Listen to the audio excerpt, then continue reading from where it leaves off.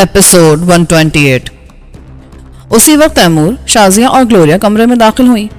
महरम खान ने एक नज़र उन लोगों को देखा, फिर बोला, किस जमाने की बात कर रहे हो साईं?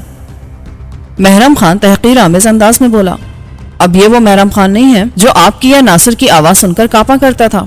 अब महरम खान एक आज़ाद पंछी है। मीर शाहन ने मुझे लाखों रुपए की ऑफर की है और मैं भी सोच रहा हूँ कि मैं उसे कबूल कर लूँ। महरम खान, बाबा साईं गजबनाक अंदाज में दौड़ते हुए खड़े हो गए। अब तेरी जुर्रत इतनी बढ़ गई है कि तू मुझसे इस अंदाज में बात कर रहा है, मेरे सामने मीर शाहन का नाम ले रहा है। तेरी तो 7 पुश्तों ने हमारा नमक खाया है, अब तू नमक हरामी करेगा? करना पड़ती है साईं, सब कुछ करना पड़ता है। महरम खान बेनियाजी से बोला, तुम्हें अपने इन उजड़ गवार साथियों पर इतना गुरूर है? मैंने पहली दफा जुबान खोली। वो सिर्फ ट्रेनों में डकैतियां कर सकते हैं, देहात के लोगों पर जुल्म तोड़ सकते हैं। ये कराची है महरम खान, अपने साथियों को अभी और इसी वक्त यहां से दफा कर दो। मैंने जानबूझकर उसे इश्तियाल दिलाया। इसकी बातें सुन रहे हैं साईं? महरम खान चीख कर बोला। बाबा साईं का चेहरा गुस्से से लाल हो गया। वो गरज कर बोले, मेरे टुकड़ों पर पलने वाले कुत्ते, अब तो मुझी पर गुर्रा रहा है। ठीक है साईं, मैं वापस जा रहा हूं, आपसे अब कोर्ट में मुलाकात होगी। उसका अंदाज वाज़ेह तौर पर धमकी वाला था। ठहर जाओ महरम खान, बाबा साईं की इजाजत के बगैर तुम इस बंगले से तो क्या, इस कमरे से भी नहीं निकल सकते। इसे कमरे से बाहर निकलने दो कामरान, ताकि इसके जीदार और सूरमा साथी भी तो इसका हशर देख सके। मुझे रोकने की जरूरत किसमें है? महरम ने शाने से लटकी हुई 7mm की ऑटोमेटिक राइफल उतार ली। वाह, मैं तो तुम्हें मर्द समझता था महरम खान। राइफल के बलबूते पर तो लड़कियां भी बड़े बड़े सुरमाओं को ढेर कर देती हैं। अगर वाकई मर्द हो तो खाली हाथ मुझसे मुकाबला करो। तुमसे मुकाबला? महरम ने दीवानावार कहका लगाया। साईं, इसको समझाओ, अपनी जान से बेजार है तो किसी ट्रक या बस के सामने आ जाए। मैं बरखफ्तारी से उछला और उसकी राइफल पर झपटता हुआ दूसरी तरफ निकल गया। लम्हे भर के लिए महरम खान भी सकते में रह गया। उसे शायद मुझ जैसे शहरी आदमी से ऐसी जरूरत की तवक्को नहीं थी। उस खौफनाक शक्ल, सुर्ख अंगारा सी आंखें और गेंडे की तरह मजबूत जिस्म देखकर ही आम आदमी के पसीने छूट जाते होंगे। वो सिर्फ एक लम्हे के लिए हैरतज़दा हुआ, फिर उसने बरखफ्तारी से पहलू में लटके हुए होल्स्टर से रिवॉल्वर निकालना चाहा, मगर मैंने सर्द लहजे में कहा, नहीं महरम खान, अब हरकत मत करना, वरना मैं फायर करने में जरा भी देर नहीं करूंगा। मैं जानता हूं कि तुम्हारी जिंदा या मुर्दा गिरफ्तारी पर कितना इनाम है। मेरे फरिश्तों को भी इल्म नहीं था कि हुकूमत ने उसकी गिरफ्तारी पर कुछ इनाम भी रखा है। मैंने अंधेरे में तीर चलाया था जो निशाने पर बैठा। तो तुझे पैसा चाहिए? बोल, तुझे कितना पैसा चाहिए? जितना पैसा मुझे चाहिए वो तेरी 7 पुश्तें भी अदा नहीं कर सकती। दीवार की तरफ मुंह करके दोनों हाथ दीवार से टिकाकर खड़ा हो जा। महरम खान ने शोलाबार नजरों से मुझे देखा, फिर झटके से दीवार की तरफ मुंह कर लिया। बस काफी है, अब मेरी तरफ घूम जाओ। मैंने तैमूर को उसकी तलाशी लेने का इशारा किया। महरम खान ने तैमूर को अपनी तरफ बढ़ते देखा तो मुस्कुरा दिया। उसका ख्याल था कि वो तैमूर को ढाल बनाकर मुझे मजबूर कर सकेगा, मगर वो तैमूर था। वो अब तक बेशुमार बैनुल-अक़वामी मुजरिमों और गैर मुल्की तरबियत याफ्ता एजेंटों से निमट चुका था। महरम खान उसके सामने क्या हैसियत रखता था? तैमूर ने ऐसे ज़ाविये से उसकी तलाशी ली कि वो किसी भी मरहले पर मेरे और महरम खान के दरमियान ना आ सके। महरम के पास एक रिवॉल्वर तो था ही, उसकी जेबों से बारीक फल वाले 2 धारी खंजर भी बरामद हुए। वो खंजर देखकर मैं चौंक उठा। मखसूस किस्म का वो खंजर उससे पहले मैं विनोद पांडे के पास भी देख चुका था। इन खंजरों को किसी इंतहाई सरीउल असर जहर में बुझाया जाता था। कांता का ख्याल था कि उनसे जख्मी होने वाला चंद ही दिनों में दम तोड़ देता है। मुझे महरम खान के पास वो खंजर देखकर वाकई हैरत हो रही थी। मेरे जहन में पहला ख्याल यही आया कि क्या महरम खान का ताल्लुक भारत की खुफिया एजेंसी रा से है? अगर ऐसा था तो उसकी सरकशी भी समझ में आ रही थी। डाकू कितने ही ताकतवर और सरकश क्यों ना हो, मगर वो इलाके के वडेरे के सामने यूं आंखें निकालकर बात नहीं कर सकते। पहले मेरा इरादा था कि बाबा साईं की ख्वाहिश के मुताबिक महरम खान के हाथ पैर तोड़कर उसके साथियों के हवाले कर दूंगा, मगर अब मेरा इरादा बदल गया था। अब मैं उसे जिंदा रखना चाहता था, उससे पूछगछ करना चाहता था। तैमूर भी मेरी लम्हा ब लम्हा बदलती हुई हालत को देख रहा था। रिवॉल्वर खाली करके वो पहले ही एक तरफ उछाल चुका था। अब खंजर भी एक तरफ फेंकने वाला था कि मैंने उसे ऐसा करने से रोक दिया। ये खंजर फेंकने के बजाय मेरे हवाले कर दो। तैमूर ने मेरी तरफ दोनों खंजर बढ़ा दिए। बस उसी लम्हे में महरम खान की तरफ से गाफिल हो गया, वो भी इसलिए कि तैमूर चंद लम्हों के लिए मेरे और महरम खान के दरमियान में हाइल हो गया था। महरम खान की फुर्ती काबिल दाद थी। उन्हीं लम्हात से फायदा उठाते हुए वो पुष्ट से तैमूर पर हमलावर हो गया। اس نے تیمور کے پشت پر اتنی زبردست لات ماری کہ وہ اچھل کر میرے پہلو میں آ گرا۔ اگر میں بروقت خود کو بچانا لیتا تو وہی خنجر میرے پہلو میں اتر جاتا جو تیمور مجھے دے رہا تھا۔ تیری تو تیمور نے اسے گالی دینا چاہی، مگر بابا سائیں اور شازیہ کی وجہ سے خاموش ہو گیا۔ محرم خان نے نہ صرف تیمور کی پشت پر زوردار لات جمائی تھی بلکہ جھپٹ کر پشت سے اس کی گردن بھی دبوچ لی تھی۔ میں اس وقت عجیب صورتحال سے دوچار تھا۔ میں تیمور اور محرم خان کے نیچے بری طرح دب کر رہ گیا تھا۔ ایک تو 195 پاؤنڈ کا تیمور کا وزن، پھر محرم خان کا دیو پیکر وجود۔ میرا اندازہ تھا کہ اس کا وزن کسی بھی طرح 250 پاؤنڈ سے کم نہیں ہوگا۔ مجھے سانس لینا تک محال ہو رہا تھا۔ میں نے گھٹی گھٹی آواز میں تیمور سے کہا، اپنے ہاتھ میں موجود خنجر دور اچھال دو، یہ انتہائی خطرناک زہر میں بجھے ہوئے ہیں۔ تیمور نے کوشش کر کے وہ دونوں خنجر دور اچھال دیے۔ اچانک گلوریا محرم خان کی طرف بڑھی، مگر بابا سائیں نے اسے بری طرح جھڑک دیا۔ نہیں بابا، تم اسے ہاتھ بھی مت لگانا، ورنہ یہ لوگوں سے کہتا پھر کہ سردار عبدالرحیم اب اتنا کمزور ہو گیا ہے کہ وہ لوگوں کو عورتوں سے پٹواتا ہے۔ تیمور کی یہی کوشش تھی کہ مجھ پر کم سے کم وزن پڑے۔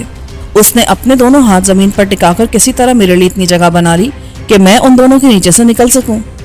میں کھسک کر باہر آ گیا، مگر میرا نچلا دھڑ اب بھی ان دونوں کے نیچے پھنسا ہوا تھا، لیکن بہرحال میں اپنے ہاتھوں کو حرکت دے سکتا تھا۔ محرم خان نے تیمور کی گردن اتنی مضبوطی سے تھامی ہوئی تھی جیسے عموماً سپیرے خوفناک سانپوں کو قابو میں کرنے کے لیے پکڑتے ہیں۔ تیمور کی آنکھیں ابلی پڑ رہی تھیں اور اس کے چہرے سے شدید اذیت کا اظہار ہو رہا تھا۔ اس کی جگہ کوئی اور ہوتا تو کب کا بے ہوش ہو چکا ہوتا۔ میں نے سرگوشی میں تیمور سے کہا، پوری طرح میرے اوپر جھک جاؤ تاکہ میرے ہاتھ محرم خان تک پہنچ جائیں۔ میں نے یہ جملہ انگلش میں ادا کیا تھا، مگر فوراً ہی محرم خان کی غراہٹ سنائی دی، یہ جھک جائے یا کھڑا ہو جائے، اب موت تم دونوں کا مقدر ہے۔ اس کا مطلب یہ تھا کہ محرم خان پڑھا لکھا تھا۔ تیمور تیزی سے میرے اوپر جھک گیا۔ میں نے برقی صورت سے وہی داؤ محرم خان پر آزمایا جو وہ تیمور پر آزما رہا تھا۔ میں نے پشت سے اس کی گردن دبوچ لی۔ اس کی گردن کسی سانڈ کی طرح مضبوط اور موٹی تھی، مگر میری گرفت بھی کمزور نہیں تھی۔ میں چاہتا تو ایک کی جھٹکے میں اس کی گردن توڑ بھی سکتا تھا، مگر ابھی اس سے مجھے بہت کچھ معلوم کرنا تھا۔ میں نے محرم خان کی گردن پر دباؤ مزید بڑھایا تو وہ بپھرے ہوئے سانڈ کی طرح اچھلنے لگا۔ اس چکر میں تیمور بری طرح پس کر رہ گیا، مگر میں نے دیکھا کہ محرم خان نے اس کی گردن چھوڑ دی تھی۔ اسی اچھل کود میں تیمور چکنی مچھلی کی طرح پھسل کر ہم دونوں کے درمیان سے نکل گیا۔ تیمور کو اندازہ ہو گیا تھا کہ بابا سائیں اس لڑائی میں اس کی مداخلت بھی پسند نہیں کریں گے، اسی لیے وہ اطمینان سے اس کونے میں جا کر وہ خنجر اٹھانے لگا جو محرم خان کی جیب سے برآمد ہوئے تھے۔ میں نے محرم خان کی گردن پر دباؤ مزید بڑھا دیا۔ اس کے مکروہ چہرے پر پہلے حیرت اور پھر اذیت کے تاثرات ظاہر ہوئے۔ وہ بھی دونوں ہاتھوں سے میرا گلا گھونٹنے کی کوشش کر رہا تھا۔ گردن پر دباؤ پڑتی اس کی گرفت کمزور پڑ گئی۔ میں نے بائیں ہاتھ سے اس کے جبڑے پر ایک گھونسا بھی رسید کر دیا۔ دیکھنے والوں کے خیال میں تو وہ گھونسا ہی تھا، مگر محرم خان سے پوچھا جاتا تو وہ یہی کہتا کہ میرے جبڑے پر 10 کلو کا بیم پڑا ہے۔ اس کے منہ سے خون بہنے لگا۔ جبڑے کی ہڈی شاید ٹوٹ گئی تھی اور اس طرف کے چند دانت بھی اکھڑ گئے تھے۔ میرا ہاتھ کچھ زیادہ زوردار پڑ گیا تھا۔ گھونسا پڑتے محرم خان کے اوسان چند لمحے کے لیے خطا ہوئے۔ چند لمحوں کے لیے اس لیے کہ وہ انتہائی سخت جان تھا اور فوراً ہی سنبھل گیا تھا، مگر اس وقت تک میں اسے اپنے اوپر سے اچھال چکا تھا۔ وہ غراتا ہوا پھر میری طرف جھپٹا، مگر میں نے پشت کی طرف سے اس کی گردن دبوچ لی۔ اس مرتبہ میں نے ہاتھ کو چھلکا ہی رکھا تھا۔ میں محرم خان کو اسی حالت میں دھکیلتا ہوا باہر لے چلا۔ اس وقت محرم خان کی حالت قابل رحم تھی۔ اس کے منہ سے بری طرح خون بہ رہا تھا، جبڑا بری طرح سوج گیا تھا اور مجھے وہ سمجھ میں نہ آنے والی گالیاں دے رہا تھا۔ میں نے بابا سائیں کی طرف دیکھا۔ ان کے چہرے پر فخر و غرور کی چمک تھی۔ تیمور اور گلوریا میرے پیچھے پیچھے تھے۔ باہر محرم خان کے اجڑ اور جنگلی ساتھی موجود تھے۔ ان کی طرف سے بھی گڑبڑ کا امکان تھا، مگر میں جانتا تھا کہ ایسی کوئی بھی گڑبڑ انہیں بہت مہنگی پڑے گی۔ تیمور اور گلوریا اس سے پہلے ہی انہیں خاک و خون میں نہلا دیتے۔ ہاں، شازیہ کو تو میں بھول ہی گیا تھا، وہ بھی یقیناً مسلح ہوگی، اور اگر کوئی ایسا موقع آ ہی جاتا تو وہ بھی کسی طرح گلوریا سے پیچھے رہنے کی کوشش نہ کرتی۔ محرم خان کے ساتھیوں نے بے یقینی سے اپنے طاقتور اور ناقابل تسخیر سردار کو دیکھا، پھر وہ ایک دوسرے کی شکلیں دیکھنے لگے۔ وہ تعداد میں 6 تھے۔ ان میں سے ایک آدمی آگے بڑھا اور بابا سائیں سے بولا، سائیں، یہ کیا ہو گیا محرم خان کو؟ بابا، محرم خان اب مجھے پر غرانے لگا تھا۔ یہ سمجھتا تھا کہ میں اس کا ہر مطالبہ آنکھیں بند کر کے پورا کرتا رہوں گا۔ مگر سائیں، محرم خان کی یہ حالت کس نے کی؟ کیوں؟ کیا تو اس سے محرم خان کا انتقام لینا چاہتا ہے؟ یہ بات نہیں ہے سائیں، میں اس جوان کے پیر چھونا چاہتا ہوں جس نے محرم خان جیسے زبردست آدمی کی یہ حالت بنائی ہے۔ تجھے وہ آدمی نظر نہیں آیا ہے؟ محرم خان کو شہر کے اس جوان نے مارا ہے؟ اس نے حیرت سے مجھے دیکھا۔ نہیں سائیں میں، اگر تجھے یقین نہیں تو تو بھی آزما لے۔ بابا سائیں بولے، ان لوگوں نے میرے ساتھ دھوکہ کیا ہے جانو۔ مہرام خان نے ڈھیر سارا خون تھوکنے کے بعد بمشکل تمام کہا، مجھ اکیلے کو ان سب نے مل کر مارا ہے۔ اس نے ٹوٹے پھوٹے الفاظ میں کہا اور ایک مرتبہ پھر خون تھوکا۔ اس مرتبہ مجھے اس کے 2 دانت بھی خون کے ساتھ گرتے دکھائی دیے۔ ان سب نے مل کر تمہیں مارا ہے؟ ان 2 شہری لونڈوں اور نازک لڑکیوں نے؟ جانو بے یقینی سے بولا، میں نے کہا ہے نا کہ ان لوگوں نے مجھے دھوکے سے گھیرا تھا۔ اگر یہ اتنا ہی بڑا سورما ہے تو سب کے سامنے مجھ سے مقابلہ کرے۔ میں نے کہا، میرا کوئی ساتھی درمیان میں دخل دے تو تم اسے بے طرح گولی مار دینا، میری طرف سے تمہیں اجازت ہے۔ ہاں، اگر تم میں سے کوئی بیچ میں آیا تو اسے میں اپنے ہاتھ سے گولی ماروں گا۔ بابا سائیں بولے، محرم خان زخمی ہے جانو۔ اس کے ایک اور ساتھی نے کہا، اسے نہ جانے کہاں چوٹ آئی ہے، اب تو یہ آسانی سے اسے مار لیں گے۔ میں نے بولنے والے کی طرف دیکھا، وہ محرم خان کی طرح دراز قد اور مضبوط جسم کا مالک تھا۔ چہرے پر مونچھیں اور داڑھی اتنی گھنی تھی کہ اس کی آنکھیں اور رخساروں کا کچھ حصہ ہی دکھائی دے رہا تھا۔ سر پر اجرک کی پگڑی تھی اور جسم پر گہرے رنگ کا ڈھیلا ڈھالا شلوار سوٹ تھا۔ وہ شاید محرم خان کا کوئی بہت ہی خاص آدمی تھا۔ میں کوئی گلی کا آوارہ کتا نہیں ہوں جو لوگ مجھے مار لیں گے۔ محرم خان بھرنا کر بولا، میں اب بھی ایسے 3 آدمیوں کو ایک ساتھ مار سکتا ہوں۔ پھر وہ مجھ سے بولا، اس وقت تو تیرا ساتھی درمیان میں آ گیا تھا، اب تو کلمہ پڑھ لے۔ یہ کہہ کر اس نے اچانک گھوم کر میرے منہ پر اتنی زور سے تھپڑ مارا کہ میں اپنا توازن برقرار نہ رکھ سکا اور برآمدے کی سیڑھی سے لڑک کر لان میں جا گرا۔ محرم خان بجلی کی سی تیزی سے میرے سر پر پہنچ گیا اور میرے سر پر اپنے بھاری جوتے کی بھرپور ٹھوکر مارنی چاہی، مگر میں بر وقت اپنی جگہ سے کھسک گیا۔ نتیجے کے طور پر ٹھوکر میرے سر کے بجائے دائیں شانے پر لگی۔ ایک لمحے کو تو دنیا میری نظروں میں اندھیر ہو گئی۔ مجھے بالکل ایسا محسوس ہوا جیسے کسی نے سیرو وزنی پتھر میرے شانے پر دے مارا ہو۔ محرم خان ایک مرتبہ پھر میرے سر پر پہنچ گیا۔ اس کی کوشش تھی کہ کسی طرح میرے سر کو نشانہ بنا لے تاکہ میں ہوش کھو بیٹھوں۔ میری آنکھوں کے آگے بھی رنگ برنگے دائرے ناچ رہے تھے، مگر میرا ذہن پوری طرح بیدار تھا۔ اس نے دوبارہ سر پر لات مارنے کی کوشش کی تو میں نے ذرا سا ترچھا ہو کر اس کی لات پکڑ لی۔ مشکل یہ تھی کہ میرا دایاں بازو اس وقت تقریباً مفلوج ہو کر رہ گیا تھا، پھر بھی میں نے بائیں ہاتھ سے اس کی ٹانگ پنڈلی کے پاس سے پکڑی اور زوردار جھٹکا دیا۔ اس کے ساتھ ہی میں پھرتی سے قلع بازی کھا گیا، ورنہ وہ 2.5 من کی لاش دوبارہ میرے اوپر آن گرتی۔ میں برق رفتاری سے اٹھ کھڑا ہوا۔ اس نے زمین پر پڑے پڑے مجھے دوبارہ لات مارنے کی کوشش کی، مگر میں نے اب یہ کھیل ختم کرنے کا فیصلہ کر لیا تھا۔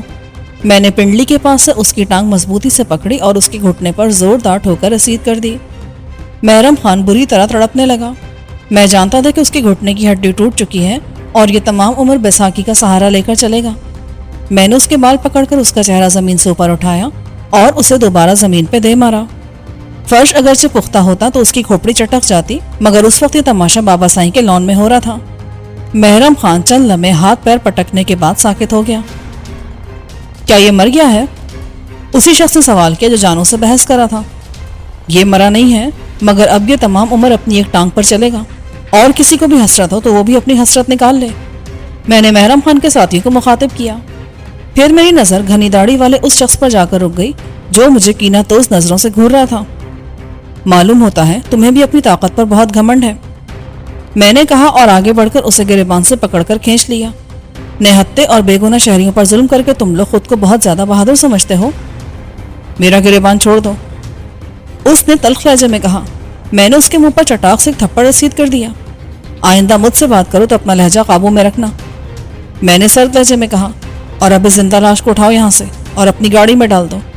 محرم خان میری توقع سے کہیں زیادہ سخت جان تھا، وہ ہوش میں آ چکا تھا۔ میری بات سن کر وہ اپنے ساتھیوں سے بولا، ارے لعنت ہے تم لوگوں پر، میرے ساتھ رہ کر تم لوگ دولت سے کھیلتے رہے اور اب مجھ پر وقت پڑا ہے تو بت بنے کھڑے ہو۔ اس نے اپنے ساتھیوں کو اشتعال دلانا چاہا۔ تمہارے ساتھ کوئی زیادتی نہیں ہوئی ہے، یہ طاقت کا مقابلہ تھا۔ ہاں، اگر یہ لوگ اپنے وعدے سے پھرتے تو میں ان سب کو بھون کر رکھ دیتا۔ جانو بولا، میں کئی دن سے دیکھ رہا ہوں جانو کہ تو خود کو مجھ سے برتر سمجھنے لگا ہے، دوسرے لوگ بھی تیری خوف کی وجہ سے خاموش ہیں، تجھ سے میں نمٹ لوں گا۔ تم نے سنا نہیں؟ اس حرامزادے کو اٹھا کر گاڑی میں ڈالو، میں نے ڈپٹ کر داڑھی والے سے کہا۔ اس نے نفرت سے میری طرف دیکھا اور پھر محرم خان کو اٹھا کر جیپ کی طرف بڑھا۔ جیپ میں نہیں، گاڑی میں ڈالو، میں نے بابا سائیں کی لینڈ کروزر کی طرف اشارہ کیا۔ پھر میں نے آہستگی سے کہا، بابا سائیں، میں محرم خان اور اس کے داڑھی والے ساتھی کو اپنے ساتھ پولٹری فارم پر لے جا رہا ہوں۔ ان کے پاس سے کچھ ایسی چیزیں برآمد ہوئی ہیں کہ پوچھ کر ضروری ہے۔ آپ اس کے ساتھیوں کو سمجھا دیں کہ محرم خان اور اس کا ساتھی ادھر آیا ہی نہیں۔ اگر ضرورت پڑی تو میں ان دونوں کو ٹھکانے لگا کر ان کی لاشیں جنگل میں پھینکوا دوں گا۔ لے جاؤ بابا، ان لوگوں میں سے کوئی زبان نہیں کھولے گا۔ جس کی طرف سے زبان کھولنے کا خطرہ تھا اسے تو تم ساتھ ہی لے جا رہے ہو۔ پھر وہ چونک کر بولے، مجھے آج شام گوٹ جانا ہے، وہاں مجھے کئی دن لگ جائیں گے۔ تو پھر یہ لینڈ کروزر آپ لے جائیں۔ گاڑی تو میرے پاس دوسری بھی ہے، ضرورت پڑے تو عمران آٹوز سے کوئی اور گاڑی لے لینا، میں ابھی انہیں فون کر دیتا ہوں۔ مزید گاڑی کی ایسی ضرورت تو نہیں ہے، مگر پڑ بھی سکتی ہے۔ ٹھیک ہے بابا، پھر میں شو روم والوں کو فون کر دوں گا کہ میرے آدمی جس وقت بھی آئیں اور جو گاڑی مانگے انہیں دے دو۔ وہ شاید عمران آٹوز کے مستقل گاہک تھے اور ہر سال گاڑی بدلنے کے عادی تھے۔ اچھا بابا سائیں، مجھے اجازت دیں، ابھی مجھے بہت کام کرنے ہیں۔ ٹھیک ہے بابا، پھر 2-3 دن بعد ملاقات ہوگی۔ داڑھی والے نے محرم خان کو اس دوران میں گاڑی میں ڈال دیا تھا اور خود باہر کھڑا تھا۔ اسے ایک طرف کھسکا کر تم بھی گاڑی میں بیٹھو، بلکہ اسے اٹھا کر بٹھا دو۔ اس نے محرم خان کو اٹھا کر بٹھایا اور خود بھی بیٹھنا چاہا کہ میں نے اسے روک لیا۔ میں نے تیمور کو اشارے کیا کہ اس کی تلاشی لو۔ تیمور نے ماہرانہ انداز میں داڑھی والے کی تلاشی لی اور اس کی جیب سے بھی .45 کا بھاری ریوالور اور اسی قسم کے 2 خنجر برآمد کر لیے۔ میں نے وہ دونوں خنجر اپنی تحویل میں لے لیے۔ اس کارروائی کے بعد داڑھی والے کے چہرے پر مایوسی پھیل گئی۔ تیمور نے ڈرائیونگ سیٹ سنبھالی، اس کے ساتھ ہی گلوریا اور شازیہ بھی بیٹھ گئیں۔ مجھے کوئی کپڑا دے دو تاکہ میں ان کی آنکھوں پر پٹی باندھ سکوں، ورنہ لانڈی کورنگی کا علاقہ تو ان لوگوں کا دیکھا بھالا ہوگا۔ ہمارے پاس سے چھوٹتے یہ دوبارہ اپنے ساتھیوں کو لے کر دھاوا بول دیں گے اس جگہ۔ میں نے ان لوگوں کو مس گائیڈ کرنے کے لیے بالکل ہی الٹ سمت کا نام لیا تھا۔ قائد آباد پر پولیس کی 2-3 موبائلز ہر وقت موجود رہتی ہیں، تم انہیں ناک آؤٹ کیوں نہیں کراتے؟ تیمور کی بات بھی معقول تھی۔ میں نے باری باری ان دونوں کی کنپٹیاں سہلا دی۔ وہ دونوں غیر فطری طور پر سیٹ پر اڑک گئے۔ میں نے انہیں سیدھا کر کے بٹھا دیا تاکہ باہر سے دیکھنے والے کسی قسم کے شبے میں مبتلا نہ ہوں۔